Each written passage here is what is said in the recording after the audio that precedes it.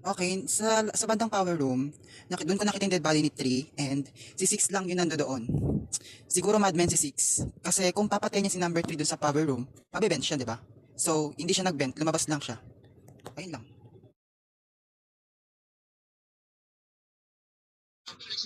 Ano, akawit.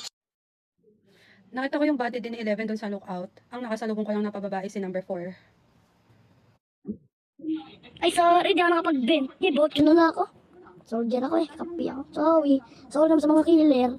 First time ko lang kasi mag-killer sa game na to eh. Lagi kasi civilian lang ako naging killer. Galing akong quarter kasi mag-aisa na ako ng sabotage doon sa may cannibal kaso na okay na siya. Then punta dapat ako ng lookout para mag-download ng data kasi meron dong body. Ando si number 5 nakatayo sa body. Nauna lang mag-report si number 1 ng ibang body. Ayun, nasa security ako. Ayaw ko puntahan yung patay kasi nga baka pag ginita naman ako. Ano yun ah. Ayun, report na naman agad. Ayun. Ano ako? Tawag ito, guard ako. Wala akong patay guys, sorry. Ayun. Tawag ito, yan ang hirap pag-soldier. Ano, mga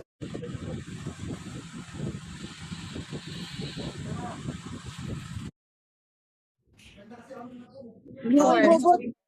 Kasi Si may 4 snipe yung kayo. kasalubong ko doon eh. Si number... Ano ako, isang hit. Paano, Witchy, pababa ka nga eh.